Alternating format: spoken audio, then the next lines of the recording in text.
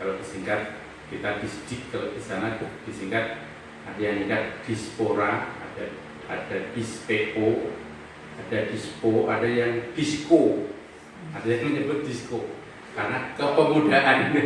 Maka disingkat. Kalau teman-teman yang di Dinas Kepemudaan Kalimantan sendiri menyingkatnya malah Disko. Saya di Disko, Dinas Kepemudaan dan Olahraga. Jadi kedua-duanya kepala dinasnya masih kosong. Kemudian yang di Dinas Pendidikan perlu kami sampaikan biar Bapak Ibu juga ada informasi tentang itu. Pejabat di bawahnya adalah Sekretaris Dinas, Sekdin, yang dijabat oleh Pak Winarno, berasal dari Camat Panggang. Camat Panggang menjadi Sekdin kita di Dinas Pura. Kemudian Disdik ya, masih kadang-kadang masih begitu, masih ketonto ya kalau orang Jawa.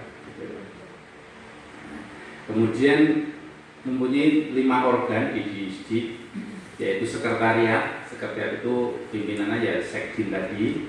Nah di dalamnya ada 3 kasubag, kepala subbagian, yaitu bagian umum, bagian perencanaan, dan bagian keuangan, ada 3. Ini sekretariat. Kemudian bidangnya 3-4 berarti. Dari bidang PAUD, PNF, yang di situ ada pimpinannya adalah Kabid PAUD PNF. Di dalamnya juga ada 3 seksi atau kasih namanya. Kalau sekretariat itu kasubag namanya istilahnya, tapi kalau di bidang-bidang itu namanya seksi, kepalanya namanya kasih. Nah, ada 3, baik di bidang PAUD, NF, bidang SD, bidang SMP, ini kan bidang persekolahan. Di dalamnya ada 3 kasih sama, namanya sama. Yang pertama kasih kurikulum dan penilaian, yang kedua kasih kelembagaan dan sarana prasarana, yang ketiga kasih peserta didik dan pembangunan karakter. Ini 3-tiganya sama di jenjang bidang PAUD maupun SD dan SMP. Dan satu lagi ada bidang PK, pembinaan ketenagaan, yang di dalamnya juga ada 3 seksi, pejabatnya kasih 3 juga, terdiri dari kasih PTK namanya, pendidik dan tenaga kependidikan. Nah, 3 jenjang, PTK PAUD PNF, PTK SD, PTK SMP.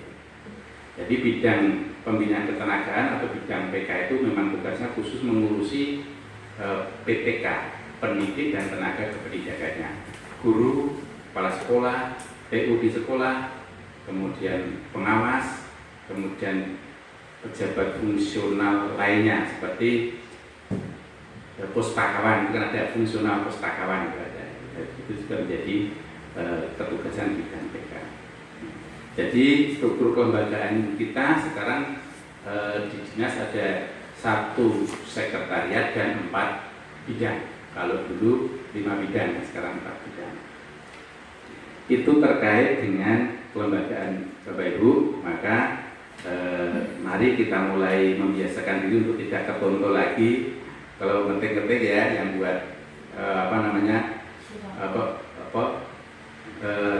rencana pembelajaran dan sebagainya, kalau menulis dinas ya tidak Dikpora lagi, tapi Disdik atau Dinas Pendidikan.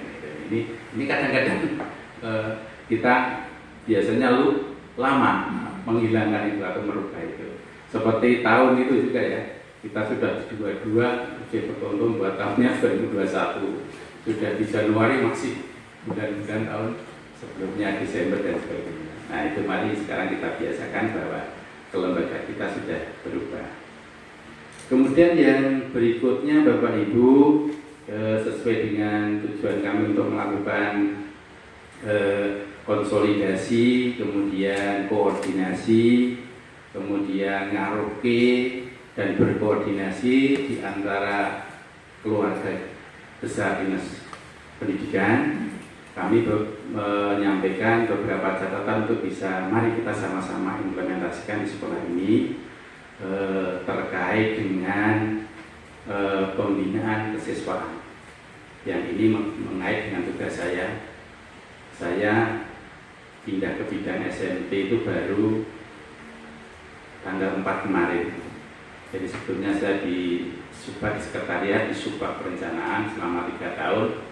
Tapi sejak tanggal 4 Januari kemarin saya dipindah ke bidang SMP untuk menjadi kasih peserta didik dan pembangunan karakter SMP bidang SMP. Untuk itu saya masuk dalam acara kegiatan pembinaan. Kalau saya di perencanaan tentu tidak. Ada yang sering ke perencanaan, Bu, Pak?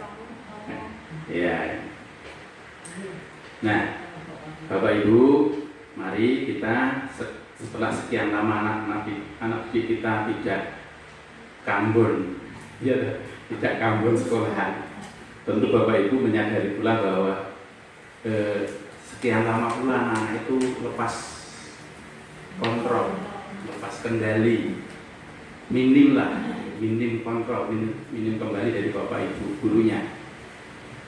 Saya mencermati anak-anak sekolah di kampung saya, di sekitar saya itu juga dari pagi bar subuhan sampai bar isya, bahkan sampai jam 9 malam itu selama 2 tahun itu bengok dulu jalan itu. Ya karena nggak punya beban untuk belajar, nggak ada pelajaran ke sekolah gitu. Nah itu ini tentu juga berpengaruh terhadap bagaimana pola pikir anak-anak, bagaimana sikap anak-anak. Kalau Bapak Ibu mencermati siswa-siswanya mungkin juga agak gimana gitu ya, ya katakanlah kurang begitu tata keramanya, unggah-ungguhnya, sopan santunnya, penghormatannya kepada orang lain tentu beda kalau sudah sekian lama didampingi oleh kita dampingi untuk belajar. Untuk itu Bapak Ibu, tatap muka meskipun masih dalam situasi COVID-19 mudah-mudahan segera sirna, tetapi kita harus melangkah. Kalau kita tidak segera melakukan pembelajaran tatap muka, kita khawatir semakin besar prosentase lost generation kita, kehilangan generasi, ya, kehilangan generasi. Lebih-lebih anak-anak yang sekolah SMK praktek, lalu praktek kalau 2 tahun hanya daring itu gimana ya mau praktek? Padahal 70% SMK itu kan praktek pembelajarannya. Nah itu, nah anak-anak kita siapkan untuk segera bisa pulih kembali dan mengikuti pembelajaran sebaik-baiknya. Dengan tentu saja Bapak Ibu pesan-pesan kami, mohon Bapak Ibu guru pegawai di SMP 3 ini tetap mengedepankan mengedepankan rasa dalam mendidik anak-anak kita.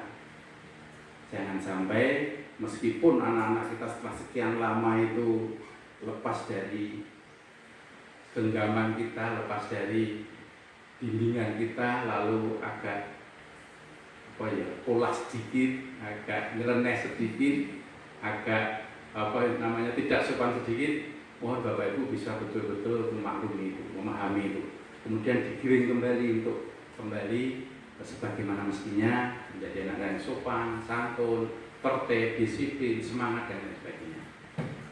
Ini menjadi catatan besar Bapak Ibu, sebab di awal tahun, di awal pembelajaran tatap muka sudah ada 2 kejadian di Gunung Kidul yang melibatkan guru siswa terjadi sesuatu yang menimbulkan ekses tidak baik. Minggu yang lalu saya diberi tugas oleh Bapak Dinas untuk hadir di UPPA Kabupaten Sleman. UPPA itu unit perlindungan perempuan dan anak.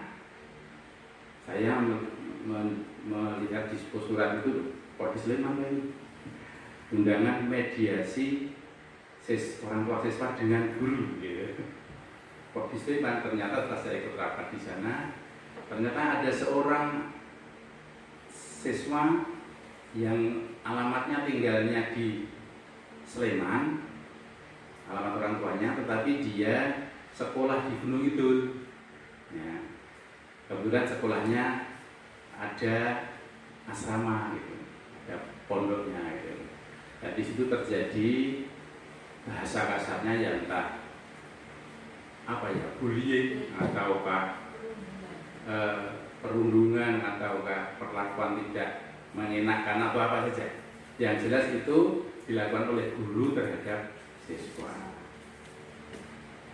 Lalu berakhir pada anak itu harus pindah sekolah, mengundurkan diri.